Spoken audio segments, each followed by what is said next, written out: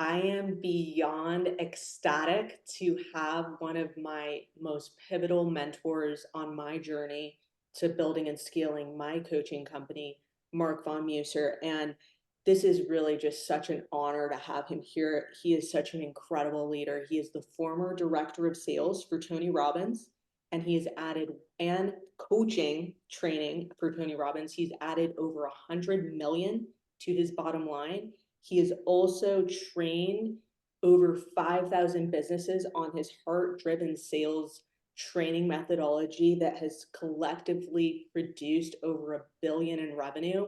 And he is completely changing the way that business is done with his heart centered approach. So, Marc, such a pleasure. Welcome. Thank you so much for being here today.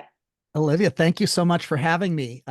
It was so fun working with you because again, you had such a great heart. You were absolutely beyond focused. And like I told you beforehand, in the entire time out of the 5,000 businesses, there was literally like 1% that came in and were dialed in from you. That was you. I never had to manage your mindset, never had to kind of pick you up. I mean, you were go. And it was so when you reached out, I was so excited to reconnect and kind of check in, but it's an honor for me as well. I'm excited about today's talk. Me too. And I've been following you and your journey very closely. And of course, I saw you making such a big impact, driving so much revenue for these organizations you're associated with. And all of a sudden, I see you take this leap into this more soul-led path. And I wanted to know what inspired that. Okay, so it's really a couple things. Now, number one is that the seat that I was sitting in was teaching businesses how to sell with integrity, how to create a heart-driven process, how to get clients at a very high respectable way. But there was a lot more that needed to be said that I did just couldn't, you know what I mean? And so I realized that there were too many good people out there, too many good business owners, too many good executives, too many good mothers and fathers that were not winning the game of life. My purpose has always been to identify, inspire, and awaken the greatness in human spirit until they own it themselves. And while we had a lot of great results with business owners, there's a lot more. And so it was really on my heart. A lot of the people I've worked with in the past, they're so grateful when you start making them big money. You start making them tens of millions of dollars, 20 million, 100 million. And it's really interesting. It's not until they start getting about 10 to 100 million that you'll really find out who a lot of these people are. And I realize that if you're not heart driven, the more money you make, people, it's very easy for people to slip into entitlement expectation, and they start expecting their client and their team to make me money. And that little gap is a real big problem in today's business. And so part of what I noticed was I was watching some of these businesses out there and they'd start doing the things right. And all of a sudden, when they started making million, 2 million, 10 million, all of a sudden I noticed they were less concerned about the client. They were less concerned about their staff and their team. And my opinion is that you need to become more heart driven. And there is a core underlying here that the minute you lose connection to serve your client, you're on your way down quickly. And I just saw too many businesses. I needed a bigger voice to be able to share this and help liberate. And really, people are done being sold to. People are done being manipulated. They're done with the online marketing scams and all the online marketing gurus who can't deliver what they promise. I could give you 100 examples of people right now selling shit online that they cannot do. They did it 10 years ago. They did it 6 years ago before COVID. I Yeah. know what their internal numbers are and they're horrible, but they're still out there spewing their stuff. And I just figured, let's have a real voice. Let's have a disruptor get out there and let's help good people win. And so that's what drove me to create 111 Days to Greatness, which is everything I've learned in about 35 years of human optimization. What does it take to activate the human being to their greatness? What does it take to get somebody out of fear and overwhelm and show them how to unlock to their greatness, to be a better father, a better mother, to be an executive who's inspired rather than burnt out and hating his career?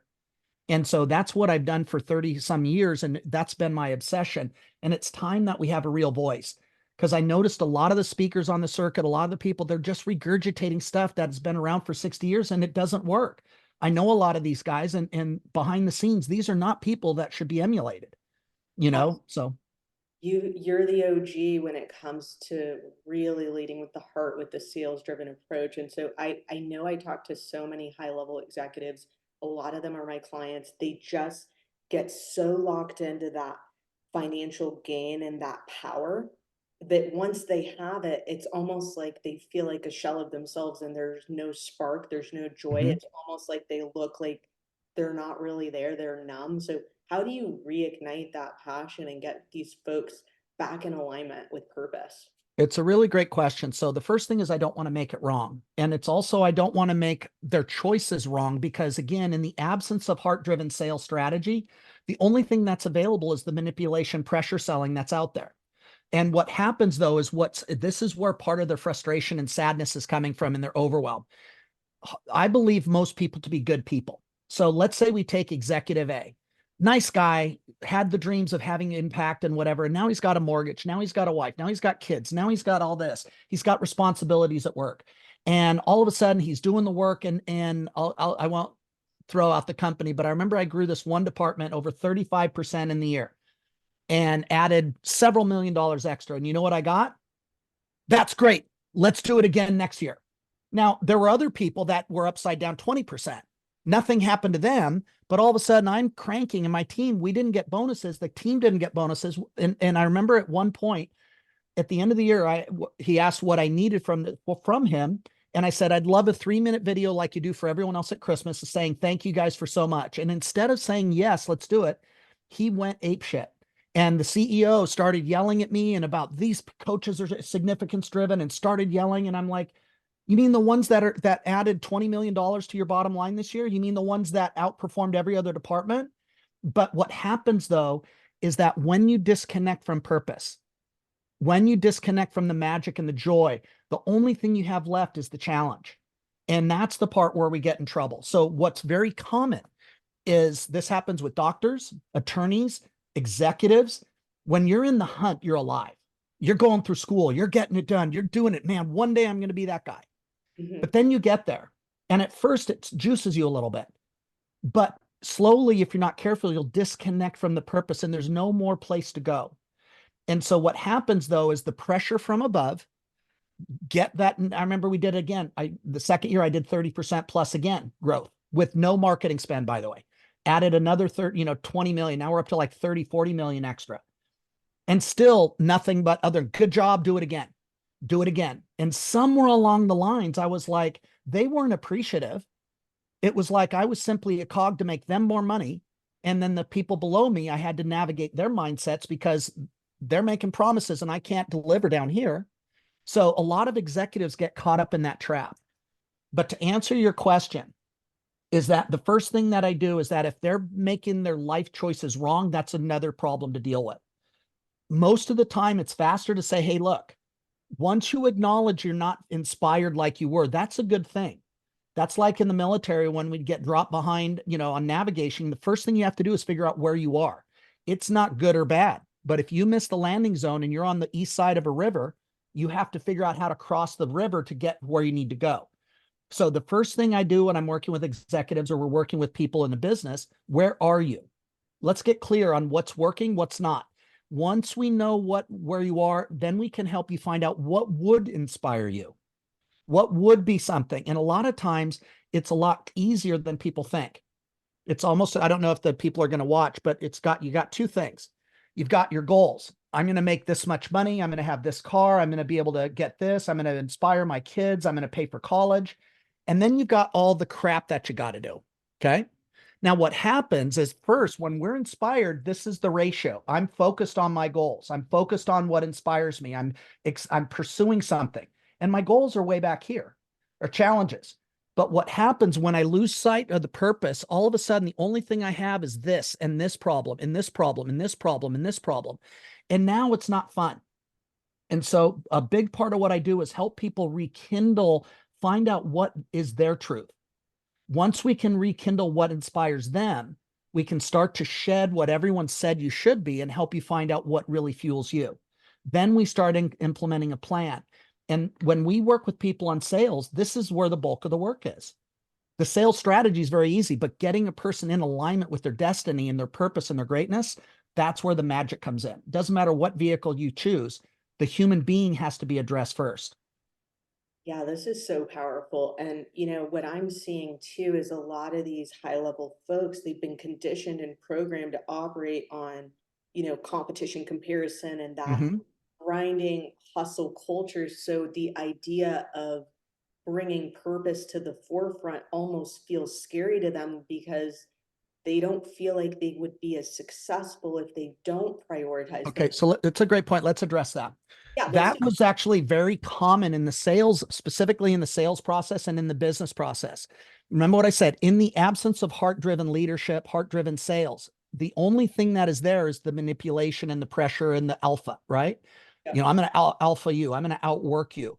Okay, got it. So we'll play that. Well, that had a lot of benefit. That had a lot of results in the past. The problem is that the energy, quote unquote, of the earth has gone from age of Pisces, which was really an energy of the strong move forward. We're now moved into the age, it's nothing more than like a spiritual season. Now we're in the age of Aquarius, which is the age of we, which is not just me. We both need to find a way to win. So what happens when people are in that space where they think that I have to take advantage of people to get ahead? There is plenty of evidence along that to support that that's what you have to do. But that was the old way. Now, Yep. what happens, I saw this with almost every single sales trainer on the market. There was a reason why most of them had a drug habit and an alcoholism problem. There's a reason why the Wolf on Wall Street had drugs and alcohol, because they knew lying to people did not work with their inner higher spirit. They knew that was wrong. And when people are lying and selling to get ahead, it's only a matter of time till that spirit cracks and they self-sabotage. That's very common. Bernie Madoff, I could use him as an example. There's a reason these guys get caught. There's a reason they implode.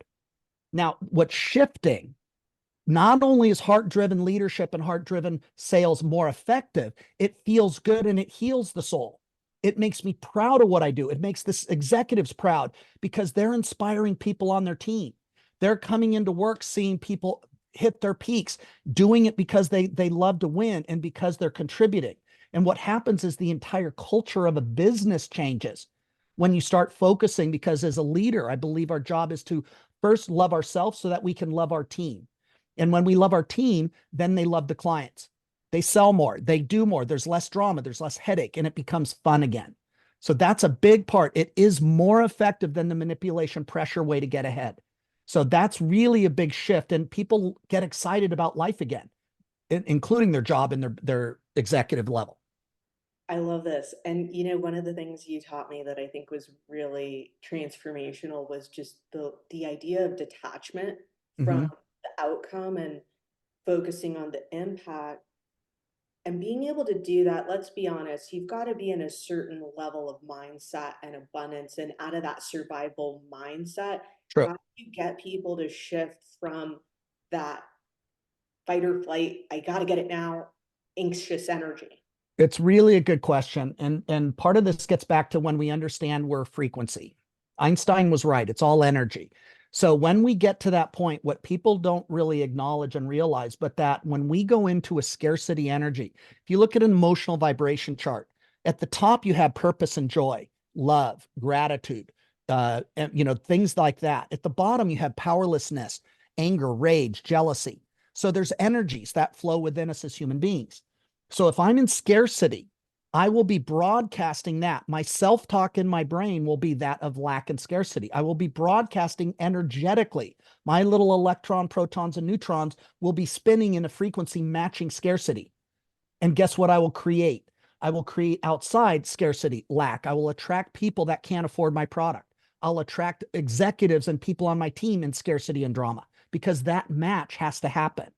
So when we work with people, one of the first things we do is right now, everybody listening to this, you also have things that are going great in your life. You have some things that are going great. You don't believe me?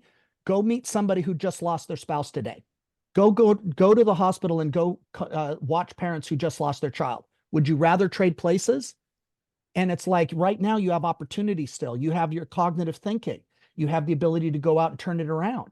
You live in America, Canada, Europe, where it's a whole lot better than being locked up in China or being in one of the countries in Africa.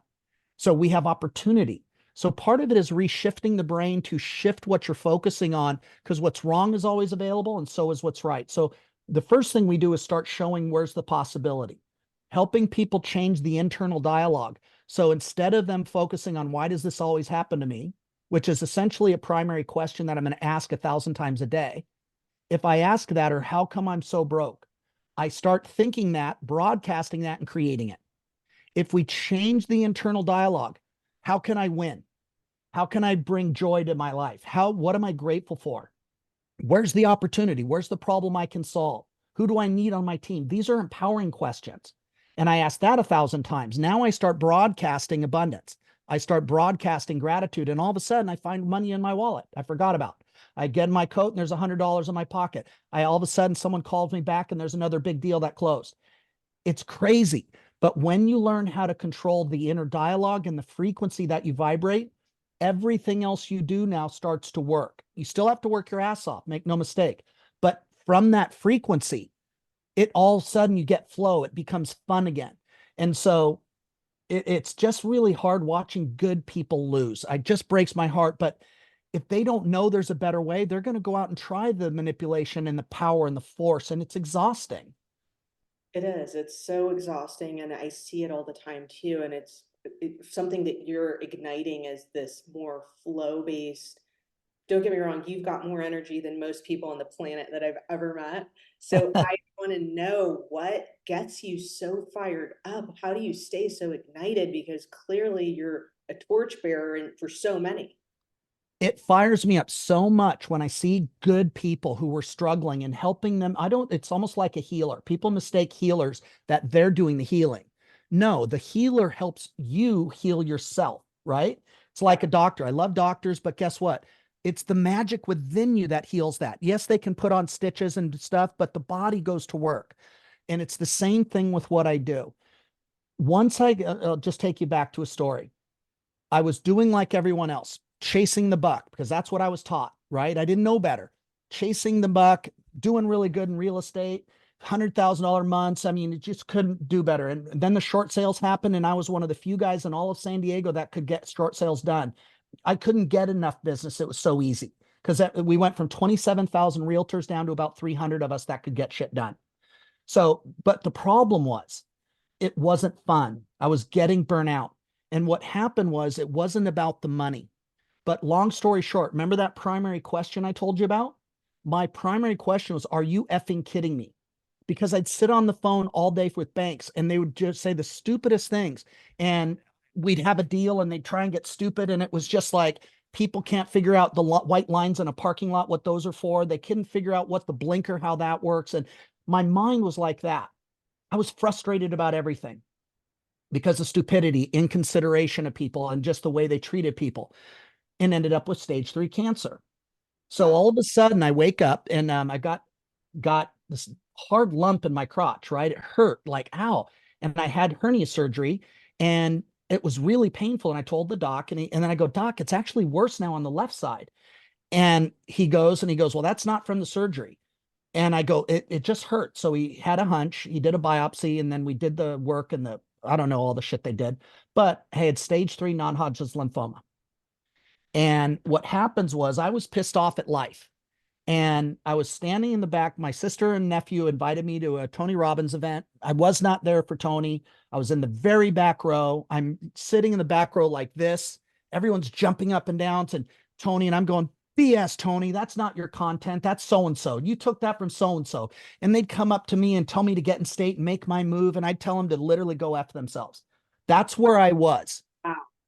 And in that moment, I'm sitting in the back. Now, every hour or so, my lymph, it was like a grapefruit sized blister would pop up in my crotch and pop. And it would, because they don't suture the blister or the lymph nodes, and it would pop and it looked like I pissed my pants. So here I am at an event, pissed off at Tony, pissed off at clients, the crew trying to help, donating their time. And all I'm thinking about is F you, F you, F you. And it'd pop and it'd look like I pissed my pants. Not sure I'm going to live. Both parents died of cancer, Wow. and I'm just filled with rage. And a voice came in my head that was so loud. I turned around to look, and there was nothing behind me but a 40-foot firewall. I'm the last seat, the last row. My sister's jumping up next to me, making her move, getting in state, and I'm pissed. And it said, would you take the cancer for your girls? I had just had surgery on Monday. It's now Thursday. And I'm not happy to be there. And it was like, whoa. And I'm not stupid and I'm not crazy. And I didn't answer. And I'm like, what the hell was that? And then it said it again more defiantly. It said, would you take the cancer for your girls? And immediately, without thinking about it, I said, absolutely. And it said, somewhere today, a parent doesn't get the choice. And in that moment, I found gratitude. I had not had gratitude in my life for a very long time. And it literally felt like a wave of air. And then immediately, the next thing I thought was, and I've got a radio that works. How stupid is that? But this is where my mind went, because I had a a 6-figure car. My car was awesome. And I thought, my car kicks ass. It's a 740 IL, green, tan leather interior, every option you could have. I remember as a kid, I wanted this car. I mean, it was like the transporter, right? I had the car. It's so stupid, but I thought, oh, I got that car too, and it works. And so I had gratitude for that. And then it started to say, I immediately in that moment found gratitude.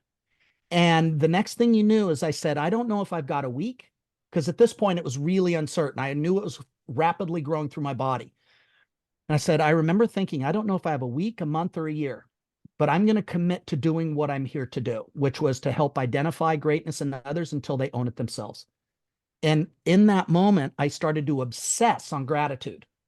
So before I got out of bed, I'm grateful for that. I have a kick-ass bed. I, poverty, you know what it's like to sleep on the floor, on the couch, or on a roll me down bed with the wires out of it. So I'm sitting here like this, grateful. And I remember thinking too, when I'm in traffic now, as hardwired as I am, traffic would set me off. Now I'm like, oh, I'm not going to get a speeding ticket today. How lucky am I? I can call people back. And the same guy who was pissed off at everything now changed my primary question. What am I grateful for? Created a daily practice of gratitude. And now all of a sudden, jump forward 60 days. 60 days later of me obsessing about gratitude, not resentful for it, not resentful at Tony, not resentful at the people, living in gratitude for everything I was grateful for. 60 days later, the doctor, the oncologist is calling, the pathologist or the radiation guys. They're like, we got to get you scheduled. We got to get you scheduled. Finally, the head surgeon calls the head doctor and he says, I'm a surgeon. And he goes, I'm a surgeon, I'm a healer, and I'm a scientist first. I've wanted to make this call for over 40 years. I've never been able to make it. But he goes, the diagnosis was accurate. I sent it to 3 pathologists. He goes, but we cannot figure out why it's gone. I'm Wow. changing your diagnosis to cancer free. And Wow.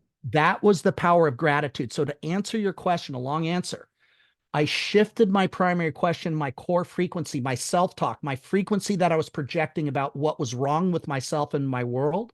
And I shifted that daily to gratitude. What am I grateful for?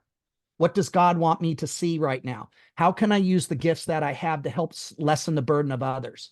And by changing the questions and then making a practice of it throughout my life, everything changed rapidly. Not just the health, but impact and connections and people falling in line. It was almost like God or the universe was like waiting for me to get my shit together and get in alignment. Okay, great. Now let's lock you in. And so that's kind of how I got here. That is a mind-blowing story, and that is such a powerful testimony. So I know one thing that always stood out to me every time I'd ask you, how are you doing? Blessed and grateful. And That's so true. it seemed like you just programmed this whole wavelength of thinking at such a higher frequency that it was just obvious that you were living up there. So I'm curious for you, did that just completely change the trajectory of your whole life from there? Absolutely. And like I said, I didn't know if I had a week, a month, or a year at this point, right? But it wasn't looking good. Now, even worse, I was hoping I would get hit by a car because I was so fed up with everything. I knew the banks were screwing the American public. I knew about the Big Short before the Big Short happened. I knew that they were putting people in option arm loans that were not good for them. But they were making so much money, and Wall Street was making so much money, and all these people were making money, and the American taxpayer and homeowner took it in the shorts. So I was pissed at that. And I was also more pissed at me because I couldn't do really anything about it except help a handful of people avoid foreclosure. But they still lost their house to a short sale. So I was pissed. But something happened when I realized that I can change my frequency and I can change the way I think and my dominant thoughts. I can change what I focus on. I can change the way I can go out and live my life. And as I changed my core frequency, like with the gratitude practice, that automatically started shifting my focus and my inner dialogue. as I did this, these started to stack in a positive way. New opportunities that I had missed before were popping up left and right. I started making more money than I ever had without even chasing it. As soon as I started chasing service and serving humanity, the money started chasing me. And it's a faith move. I mean, you know what I mean? I didn't have a choice because I was facing cancer. But I remember committing to serve my purpose. And ever since, I haven't worried about money ever since. But to get to the core issue of what you're talking about, though, is what about somebody sitting out in executive land? Number one, it's not too late. Number two, you are a end result of all of the programming and conditioning from the time you were in kindergarten, elementary school, high school, college, your practices, your leaders, your religious leaders, your churches, your synagogues. So what happens is everybody's influence on you is creating a lot of what you think about yourself. You're not enough. You should have been farther along in your career. You should have had to be making more money. You should this, you should that. And that's part of what steals your joy. So once you get back, if you're serious about living a great life, it's not too late, but you got to change and start changing the core frequency, what you're focusing on, and getting clear on what you really do want. When you do that, you can now take action. The other part, and then I'll throw it back to you. One of the mistakes I see people make is they think the grass is always greener over there. And it never does, because you're going to bring you to the next challenge, and it'll only be good for a little bit. This is true for relationships. This is true for business and jobs. Jumping from job to job to job, you're going to find the same jerk leader in the next store and the next one until you get you right. So that's also a key that I've noticed, that if we can get the person right, the other things, and most of the time they find more bliss and they can skyrocket within the company once we get them back in alignment. You know, this is what I'm seeing with me and my team. We talk to so many of these executives every week, and there's just a heavy level of cynicism, Mhm. hopelessness, jaded. Like, it's almost like they're scared to believe that there is more for them. I'd love to hear your take on how you ignite the fire back in those folks that just refuse to see the light. This is one of the most common things I get when people that have been in sales for a long time, and then they come here and find out about some goody two shoe process that allows you to sell more. So I can go to data. Most of the people that quote unquote were telling me they were sales experts, I knew their data. I knew they had single digit enrollment rate and upwards of 50% refund rate. But they're out on stage. They're telling people they did 100 million in coaching sales, which they didn't sell one. They sold an event. That's totally different sale. They were riding on the coattails of a big name, and they were saying, "Oh yeah, I'll get you, introduce you to him. Oh yeah, well," and over promising. So what happens when that goes on? It breaks my heart. But the reality is, guys, you can have everything you want. And what I would do is I'd say, somebody that said, "Oh, I can do that." If they're going to use that type of manipulation selling, I already know what the data is. It's going to be single digit enrollment with a very high cancel rate. It also destroys any further relationship, and you're not going to get the referral sales because they don't like you or trust you anymore. But with a heart driven process, I can even sell them on that because it's exponentially more effective. I'll take the last company as an example. When I got there, they were at about an 8 to 9% enrollment rate, just like everyone else in the industry. That was industry norm. When I went there, we raised that up to 31 to 38%. We took the refund rate from 40% to 3%. We started making over $100,000 to $200,000 a month in referrals that we didn't, because of the experience, because of the product we delivered. And so what happens is it's a more effective way. And sometimes it does take a little, because I remember reading those goody two shoe books too, Think and Grow Rich. And I'm like, this is not how people treat each other. I get it, but the reality is it's dog eat dog, man. You got to be toughest alpha on the block. And in reality, if you want to dominate your marketplace, how much more can you love your team and can you love your client? And like them or not, I could use Elon Musk as an example. I could use Steve Jobs as an example. Love is not let's just come and hug it out. That's awesome. That's a type. But when I see Steve Jobs, way he loved clients was to say, what do they need? Let's innovate. Let's give them something that's going to change a life. Let's give them something like a little phone where you have your computer on a phone. Let's go ahead and maybe put it on a watch. And he was loving his clients by innovating and making their life better. That's why you know his name today. Elon Musk didn't create the electronic vehicle. He didn't, PayPal wasn't the only online merchant. He was the one that created these things to make humanity better. That was his version of love. Now, there's other things that you could do, like UPS. UPS did it where they loved their clients and they did it by including stock ownership to everyone in the company that had contributed. So they had drivers becoming millionaires and retiring after 30 years of service. That's a way.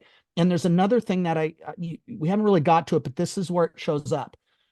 One of the greatest gifts I have, not only is that everybody I love is healthy and we're doing great, but waking up to, oh my God, thank you emails.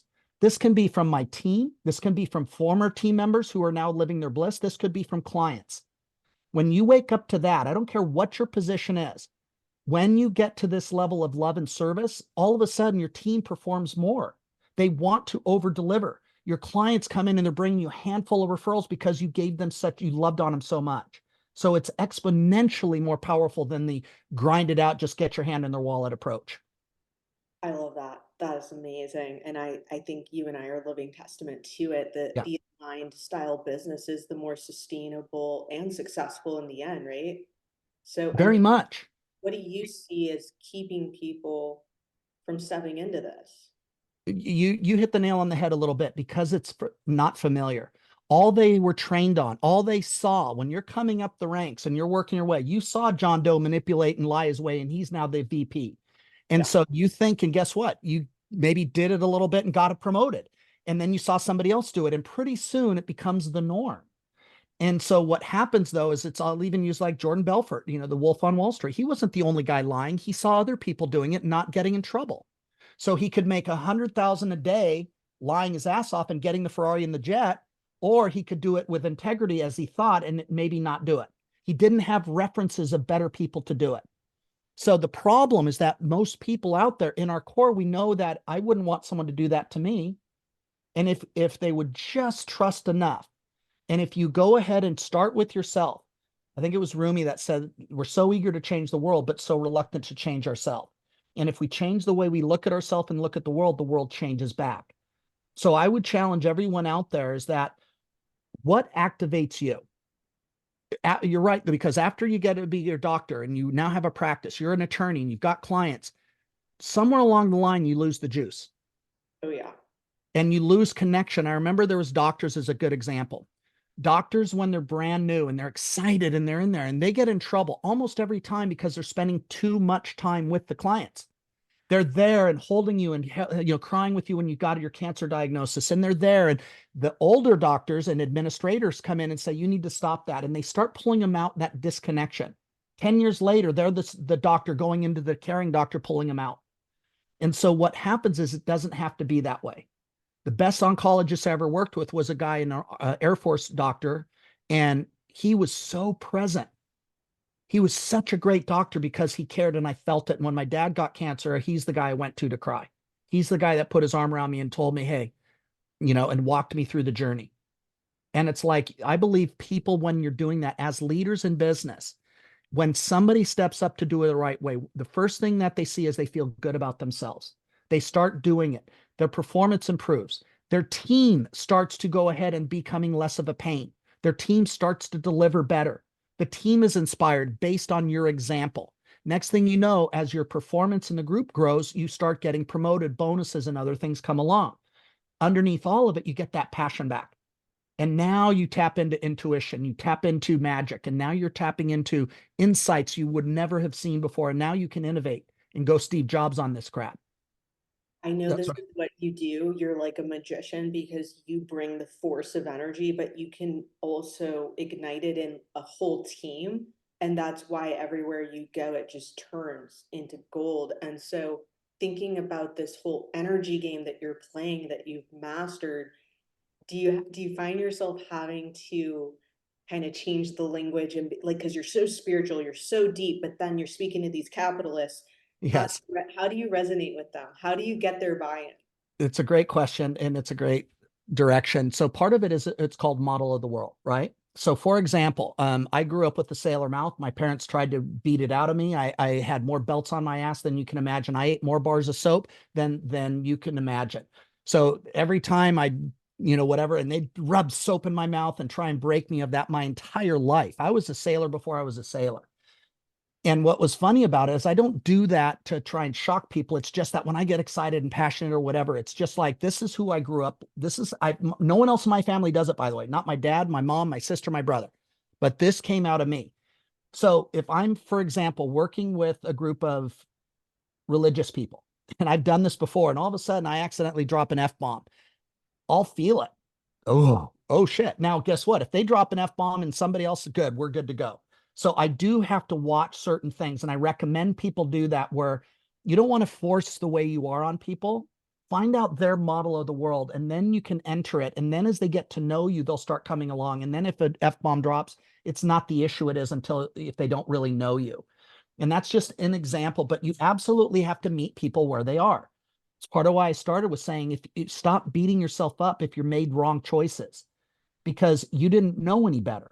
You're doing the best you can. You didn't have great role models. You didn't have great trainers. And all of a sudden you've got to this point. I'd say let's start with the fact that you're a badass. Let's start with the fact that you've gotten to a level that you should be proud of. The only thing you're missing is passion and excitement again. And we can bring that back pretty damn quick, but not if you're beating yourself up like you're a loser because you should have been farther along. There was a guy, a CEO in a group.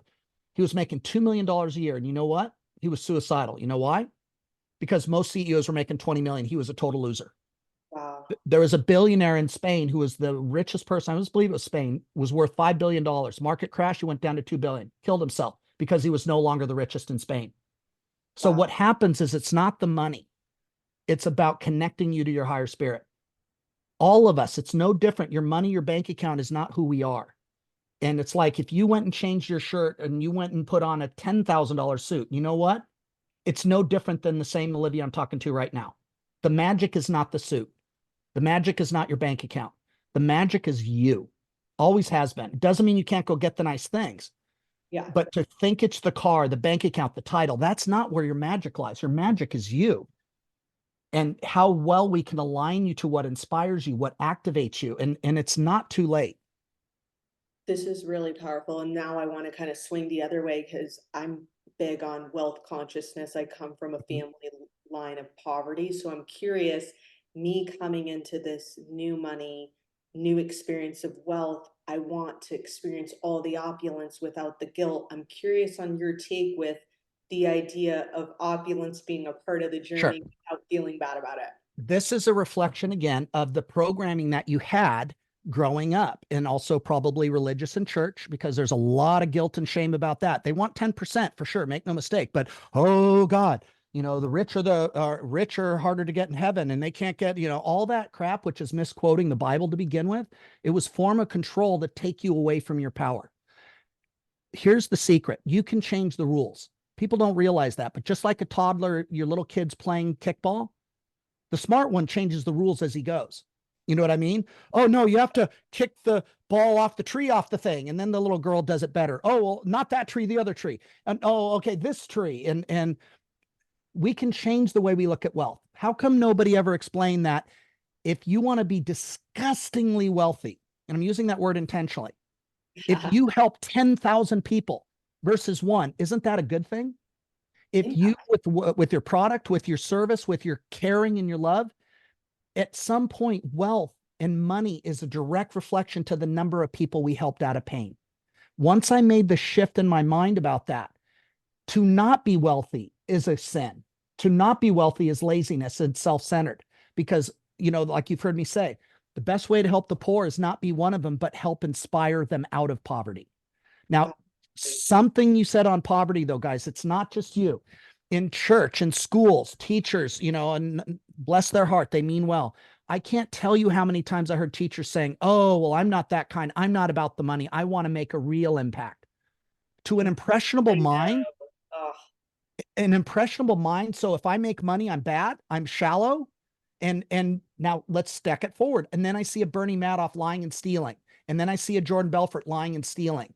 And so when I see these things, it's very easy for us to think money is evil because there was no one in the space saying money is a reflection of how many people you helped. And it's kind of like if a doctor got paid $5,000 to save a life and he made $5 million, is that a good thing or a bad thing? You see what I mean?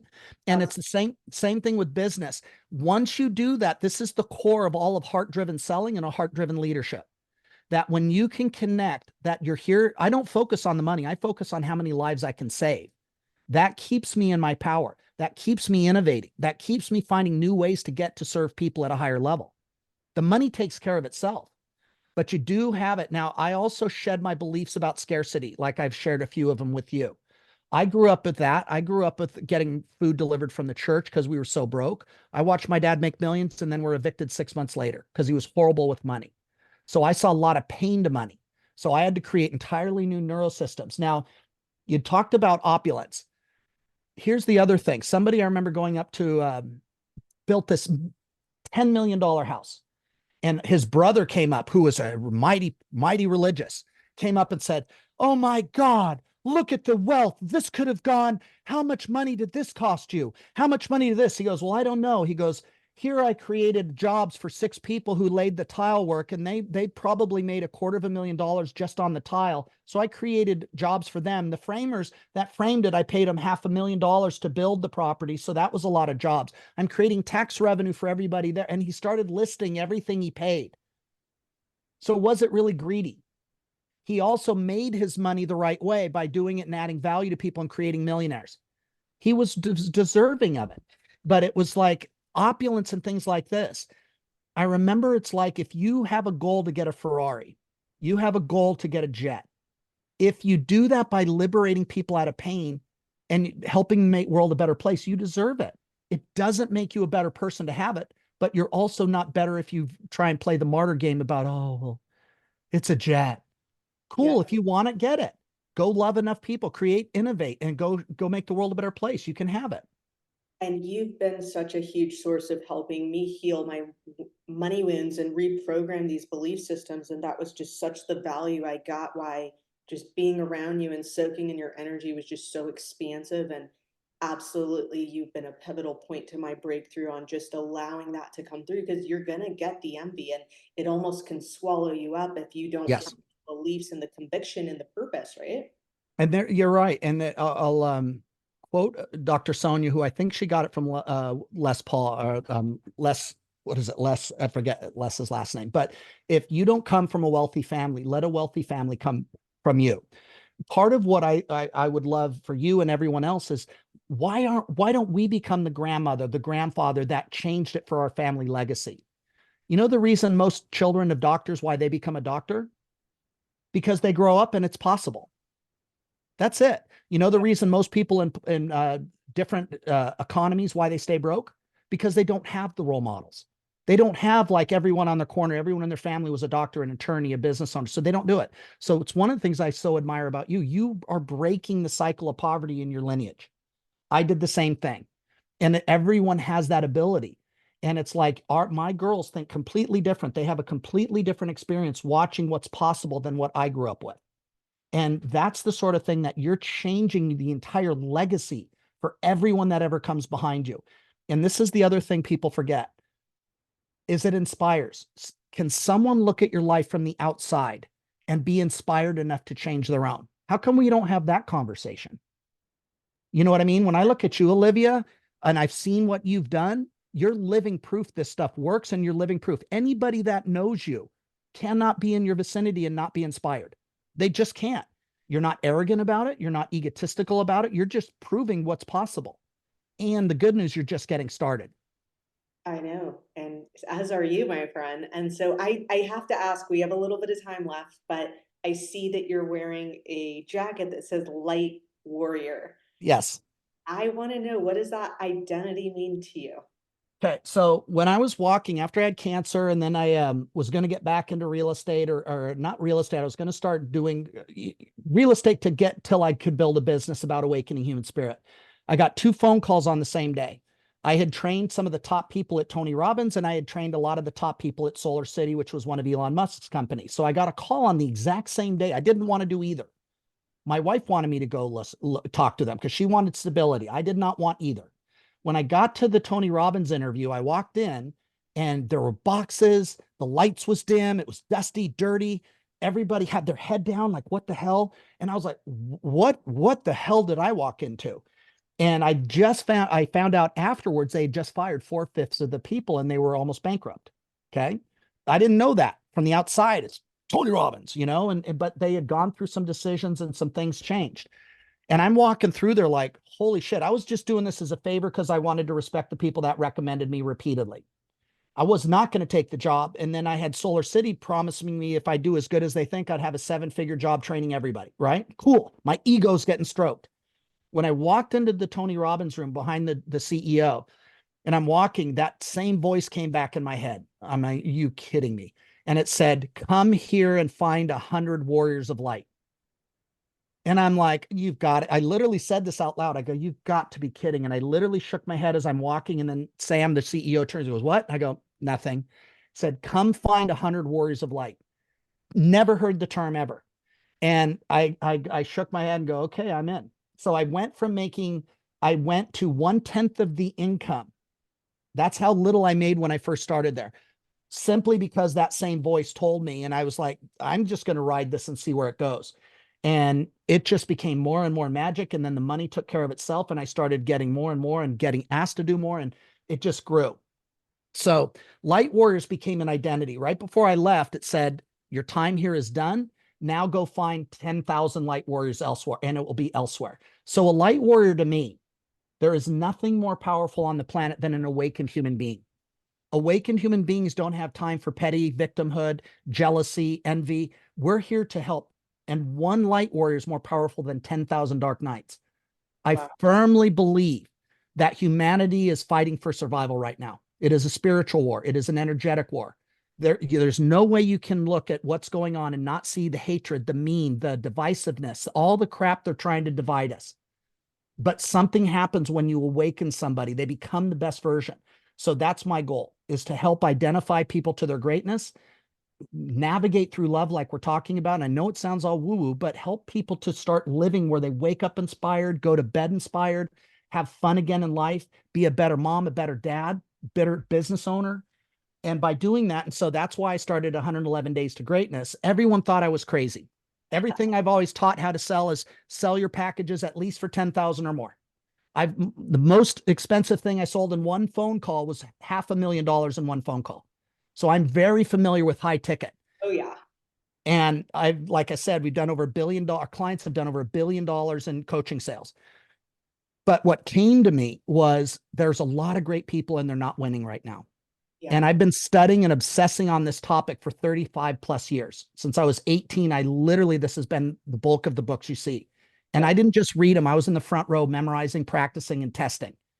So that's what I obsessed about. I could tell you every single person Tony pulled from. I knew I was reading that stuff when he did too. I was in this space and knew about Tony before he wrote his book. That's how far back I go. You're the OG. And so what I did though was, as I'm going through and as I'm here, I decided to go ahead and just break the mold. And so I said, I'm going to do it for 111 bucks. Not for the money, but just so that people have enough skin in the game so they show up. I want them to realize that if I'm willing to put my bank account aside and I'm willing to go ahead and share everything it is about how do we activate people? How do we do this? How do we get the greatness out of them so they can soar? That's why the name of the company is Soar and Roar. And how do we do that?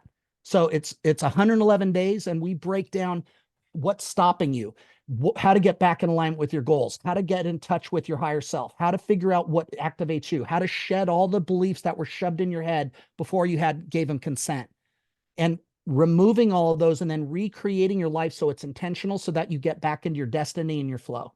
And you've seen me do it within the context of high ticket coaching, but this is going to be helping anybody at any level. If they're a quality human being, I want to help.